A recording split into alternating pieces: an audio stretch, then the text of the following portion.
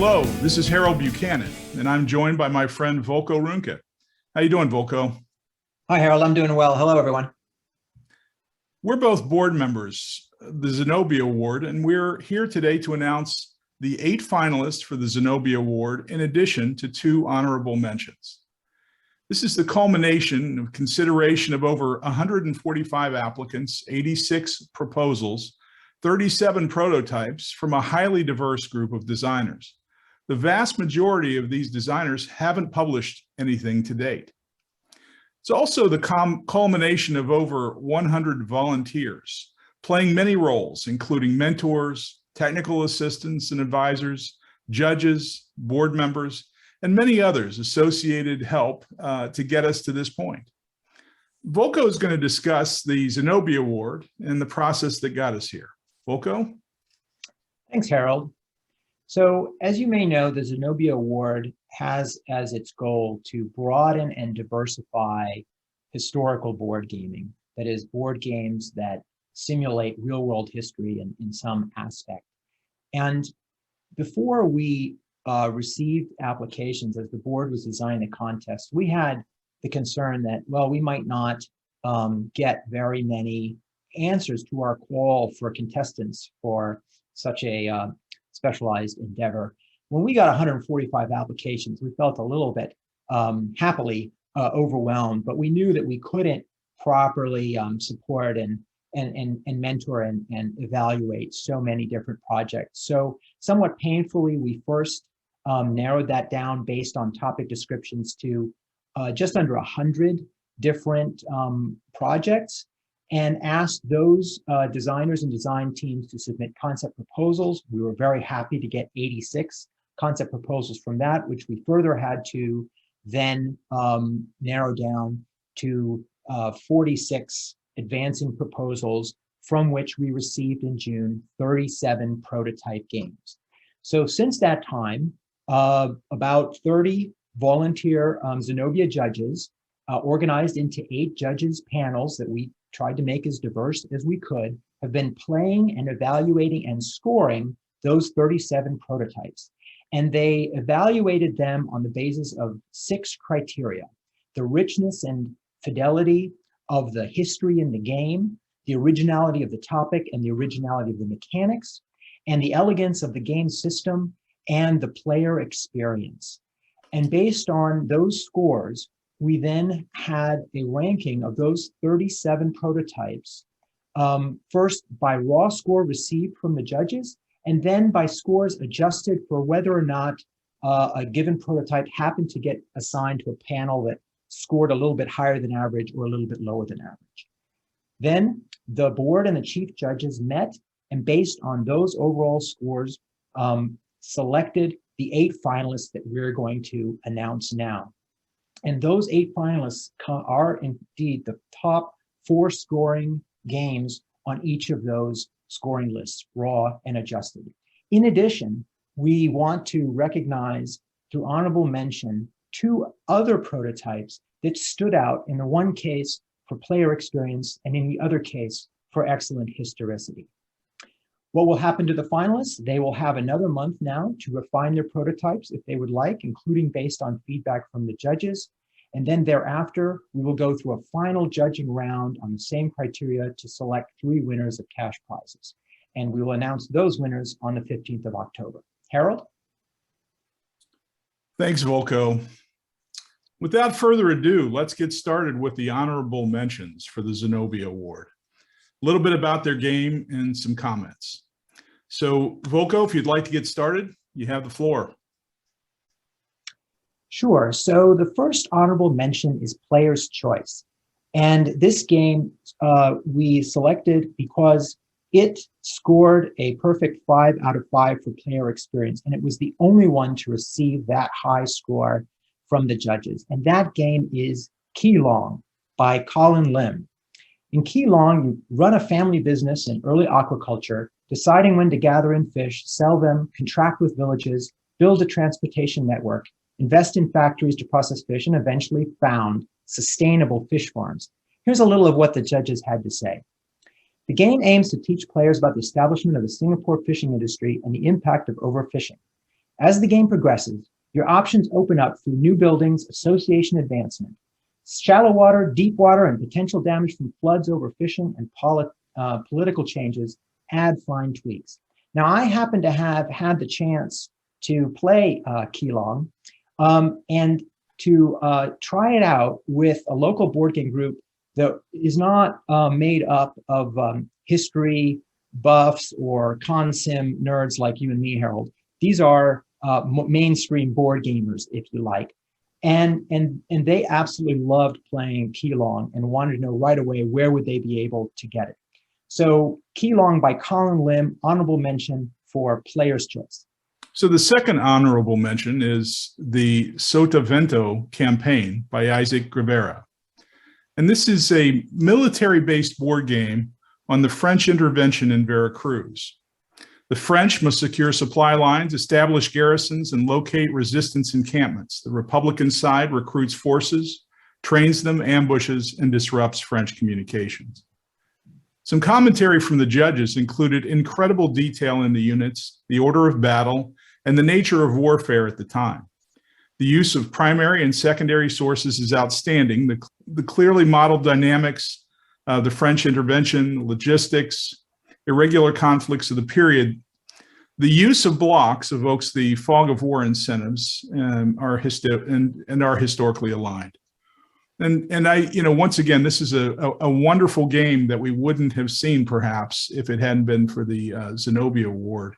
And at the prototype stage is just going to be a great add to the universe of historical board games that are available. Absolutely, and I think you'll know from my particular taste as a war gamer, any game like this that's at the operational level and includes that explicit simulation of logistics, okay, it's already won a place in my heart. The amazing thing to me, a confession on my part, Mexico, I'm no Mexico expert, but it is right next door. And I will tell you, before Zenobia, I had never heard of this campaign. It was not in my conscience that there was a French intervention in Mexico. And maybe it's because this was going on at the exact same time as the American Civil War that just, has, war gamers and wargaming kind of, distracted and focused on that. So I have learned quite a bit already, and I haven't even played the game. And that's another point, Volko, to make about the Zenobia Award. I met as an advisor and mentor early with the group, and the group was entirely Spanish speaking. So as part of the process, we engaged with others that could communicate effectively and aid in communication. And I think it's really going to facilitate access that the game wouldn't have had to the U.S. market before the Zenobia Award. So with that said, Volko, let's talk about the 8 finalists. First, From Darkness to Light, from Sharia Ayandini. During Indonesia's struggle for independence, you manage your school, you graduate girls from different islands as politicians, fighters, patrons, or teachers, advance education for women, and fight for the nation's freedom. Some of the commentary from the judges were a variety of unique historical women institutions and events, from actual historical documentation, money, education, reputation, diversity, politics, and battle, modeling the balance of resources needed to drive this kind of change, why education is important, and what roles women went on to play. So one of the things that I think is interesting in this design From Darkness to Light and its topic is it's an example of how historical board games can show us complex dynamics in society, such as reinforcing loops, vicious circles, or virtuous circles. So in this one, we have the role of education in elevating women in society and how that feeds into activism by those women that can feed into further reform, such as of education. So I'm curious to see how does it illustrate that interplay dynamically. And of course, this is not just in terms of some theoretical world, but set in a specific time and place in real world history. in Indonesia from the late 1800s to the early 1900s. So, real people, real institutions, and real history. So next is Liberation Haiti by Damon Stone. You play as enslaved Africans and Maroons who were escaped slaves, fighting for the abolition and equality against the French colonial government, slave owners, militia forces, foreign armies, and even the environment of the island itself. From the judges, the map is clearly well researched, and the cards include a rich sample of historical personages and groups. Card effects are logically tied to the personages, and the mechanics plausibly duplicate history and with organic rules. This is a topic whose effects are still reverberating today and is vastly underserved by the historical gaming community. So Liberation Haiti, and of course, if anybody knows kind of my design realm, you'll know that anything that deals with internal warfare, revolution, insurgency, and the like is going to grab my interest. There's so much yet to be done in exploring those kinds of movements and fighting conflict in history. And I also know that one of our mentors and judges, who is a professional historian and happens to be expert in a neighboring region, thinks the world of this design. Is very impressed by it from a historicity point of view. And I understand, Harold, you rather like it yourself.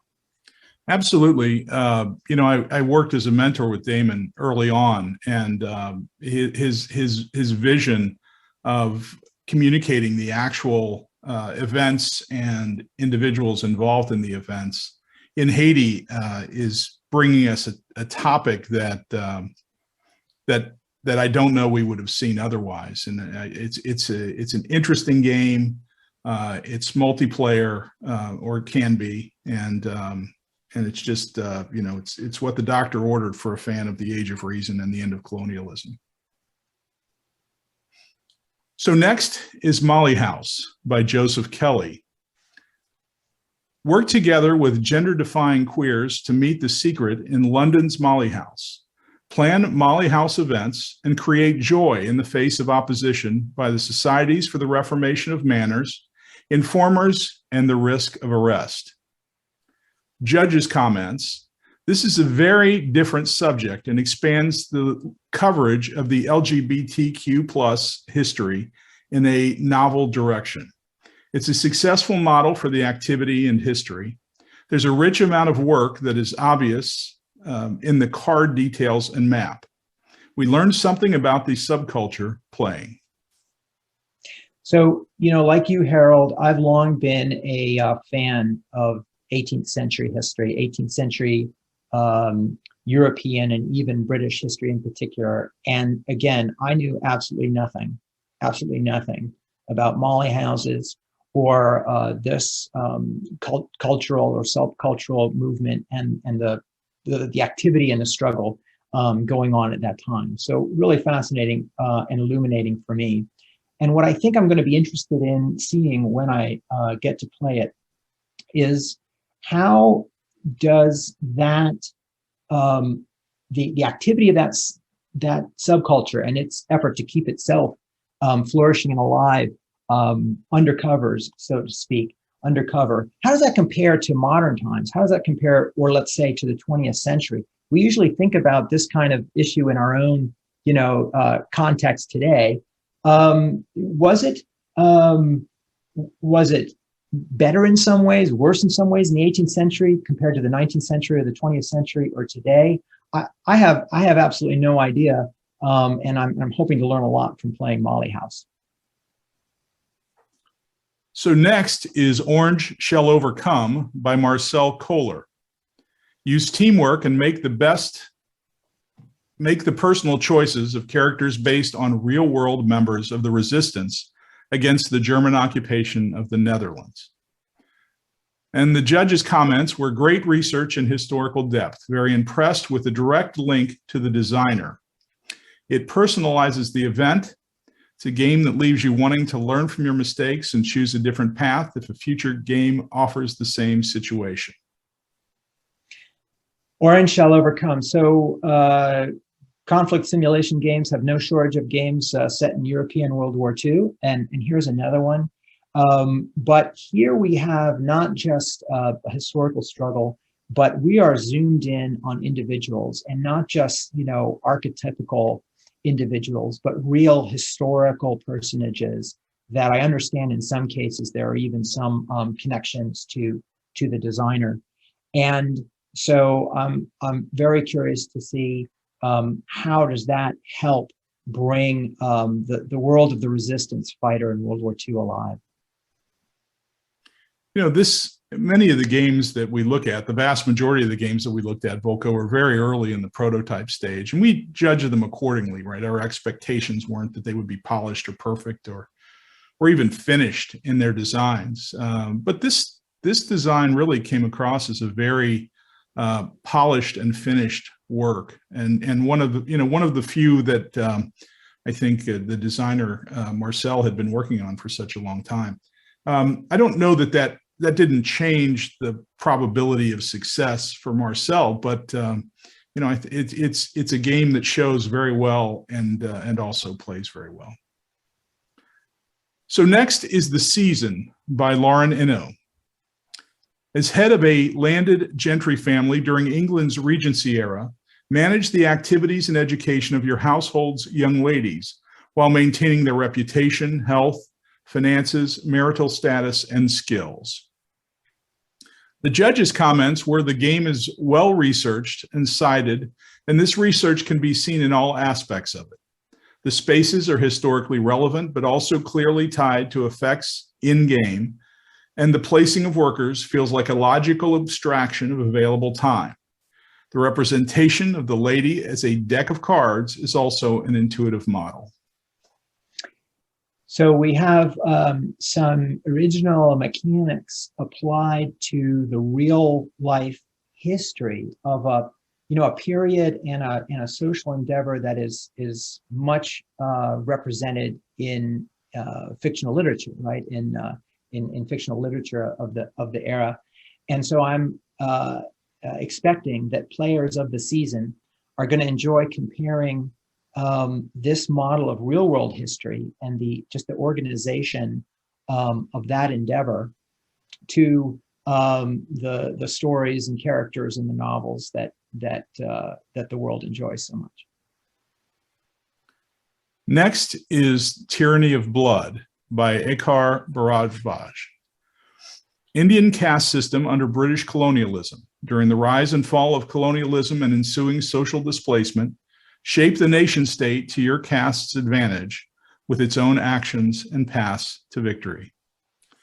The comments from the judges are victory conditions and the asymmetry definitely tackle the history of caste as well as trade, military relations, colonialism.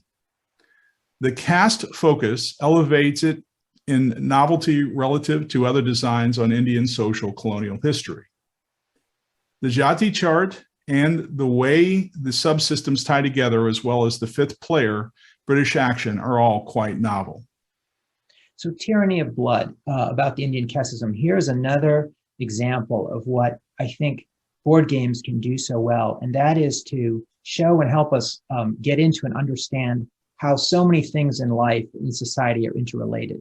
So we're going to be thinking about and playing in this game castes in India as an interest group. Well, they're affected by what the other castes are doing in the same social political tumult, and that's tied to trade and military relations, as well as, of course, the British and colonialism. That's a lot of different factors to try to understand, well, how do those things result in a social system staying the same or changing? And so that's what I hope to get to understand by playing Tyranny of Blood. Next, we have Winnie Kalsay by Alison Collins.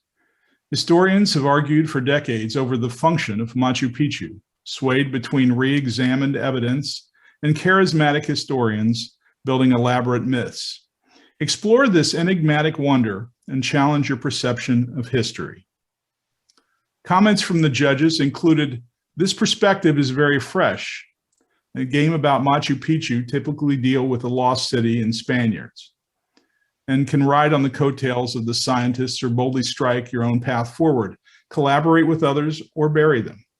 It really did feel like the experience that some of us had in the academic world." So I am so thrilled to see Winnie Kause among the finalists. I haven't had the chance to play it, and now I will. It's, I think, for me, the most intriguing idea for a game that I've seen in the contest. And it's because it's not just history, it's the history of history, or more specifically, the history of archaeology and how that is pursued, written, and made in a specific period. And we find out that science like archaeology, a science like archaeology, it's not like just dry procedures and one fact leads to the next. Oh no, it's a completely human endeavor that is riven with personal ambitions and rivalries and cognitive bias and a popular romanticization.